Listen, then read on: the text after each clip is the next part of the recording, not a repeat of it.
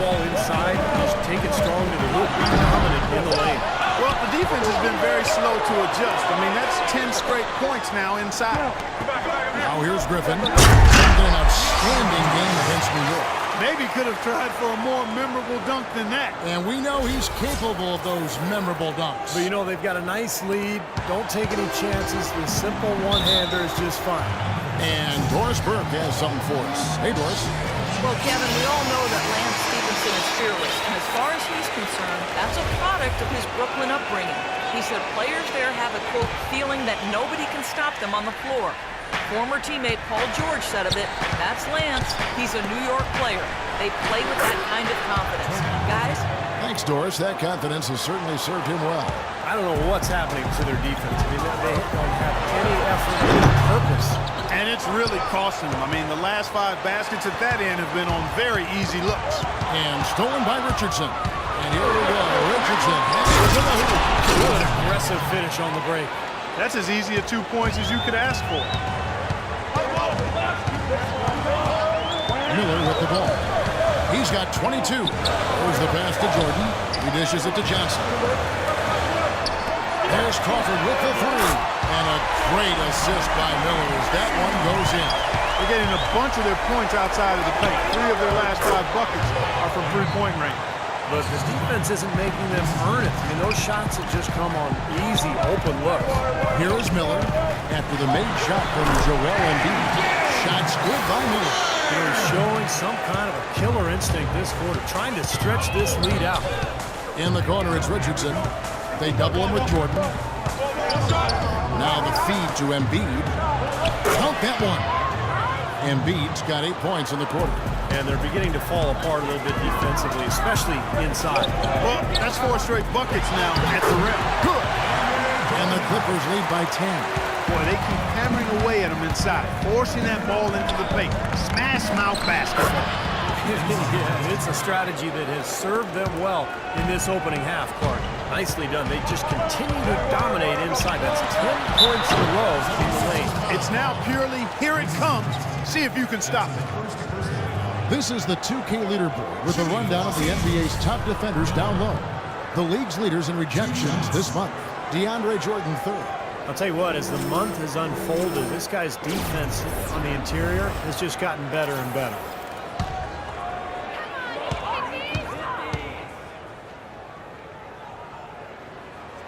That free throw good for Miller. That's a great job getting to the line here. You know, he didn't have a single attempt in that first quarter because I thought he was tentative. Much more aggressive here in the second. Catching up on the changes for Los Angeles. Cole Aldrich. He's checked in for Jordan. Pierce comes in for Blake Griffin. Lance Stephenson's checked in for Wesley Johnson. And Paul's subbed in for Jamal Crawford. Now here is Smith. Still getting warmed up offensively. No buckets yet in the game for him. You know, they're not totally dominating the glass, but they're definitely doing enough to keep this lead right where it is.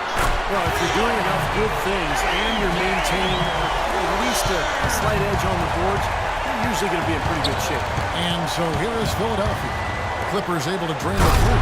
Cutting into the lead with a huge one-hand throwdown. That's how to get your team back into it. Yes, sir. That may put a little life back into this. Got that one up quick. 32 points for Jay. The more touches he gets, the more this lead will grow. He has just been unconscious this quarter. Well, this last season was the Clippers' 30th in Los Angeles, and for a team that's long played in the Lakers' shadow, for the second season in a row, the Clippers were the best team in LA. He has really punished these defenders today. No matter who's been on it, he's been giving them minutes. Oh, he knows that one should have gone in. That hurts. Beyond the arc, and again Los Angeles with the triple. And for the Clippers, in their 30 years in LA, folks, only 6 times have they finished the regular season with a better winning percentage than the Lakers. Man, it's been domination by the Lakers out there in LA land. So Clipper fans are hoping that this is a sign of things to come going forward for their team. And there's the 3-second violation. Smith checked in for Pierce. Isaiah Cannon, he's checked in for the 76ers. Stevenson passes to Paul. Goes up on the high post. And he gets that one to go off the front iron. Paul's got 6 points. That mid-range jumper, just another one of his weapons. They get a hand on it. Oh, and here we go now with Miller. Nobody back. I think that play sort of sums up what we've seen throughout, just simply being outplayed both sides of the ball. Smart basketball defensively turning into quick points. And that's not going to be able to continue if they hope to get back into this game. It's a deflating play for Morrell. And he gets it back. Now here is Smith. Gets it off. And the release was before the buzzer. A dominating first half of Benton.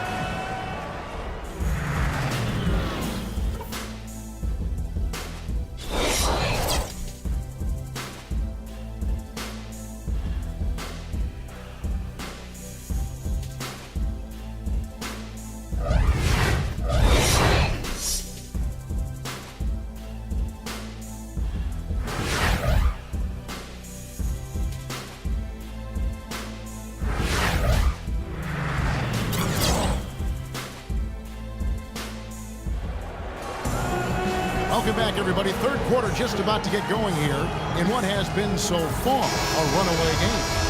It's been one outstanding game from Jay.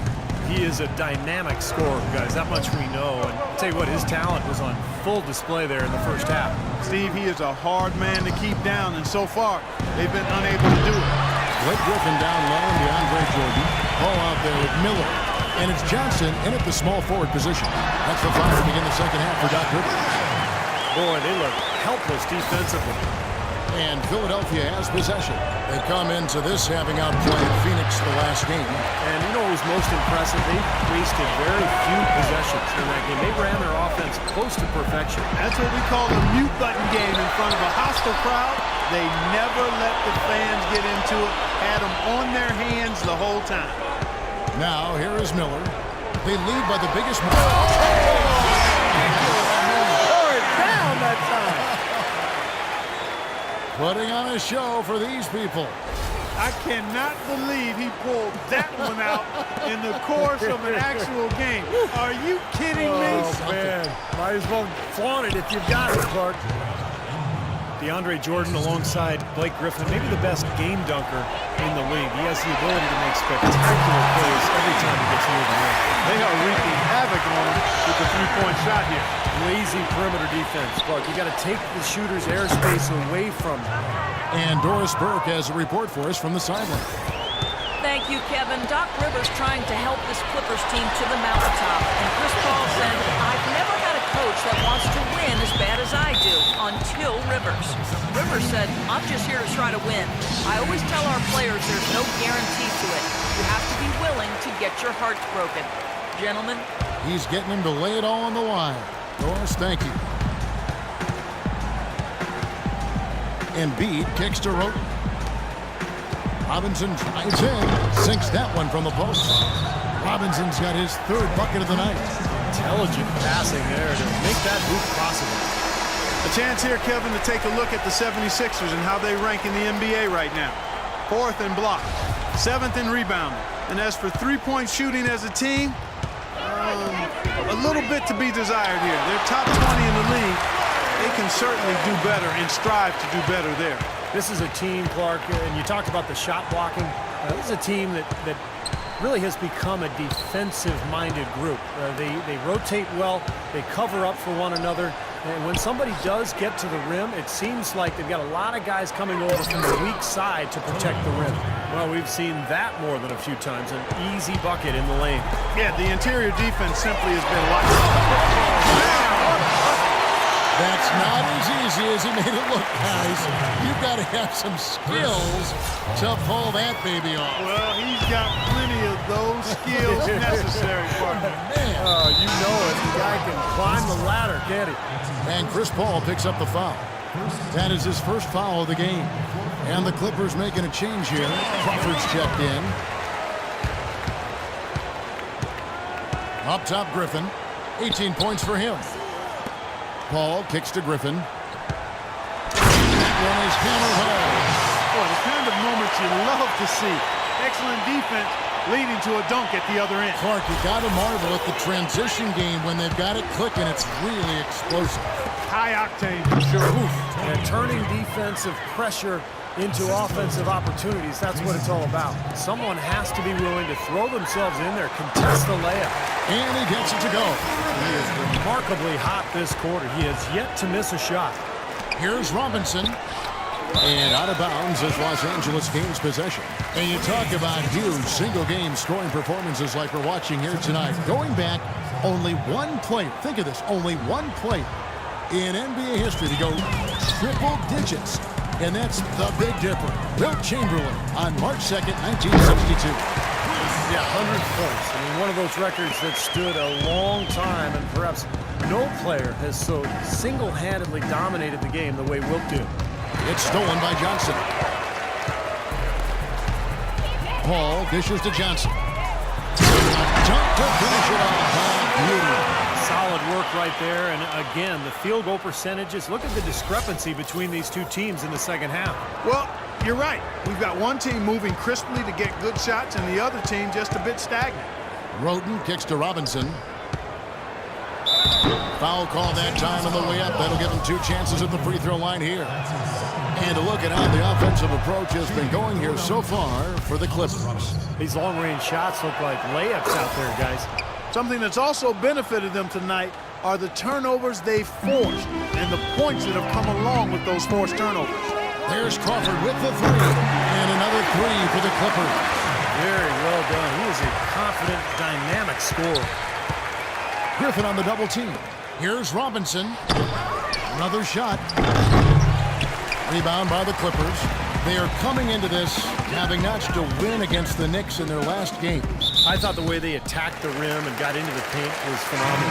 It seemed like after a while, the defense just kind of waved the white flag. That's exactly what will happen when a team continues to attack the goal and come away with layups. It demoralizes the defense. Johnson for 3, and it's Noel with the rebound. Noel's got 7 rebounds in the game. He's tried to get it going, but the shots just have not dropped for him today. Here's Samson. Oh, man, that was unreal. Mark it up.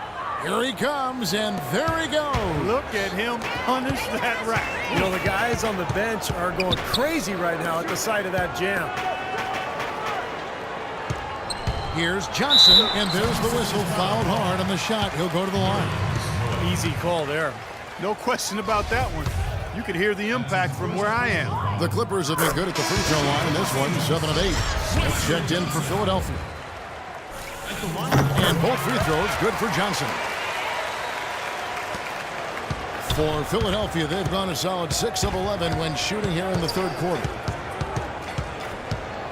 Cannon, the pass to Noel. And he makes no mistake on the slam dunk.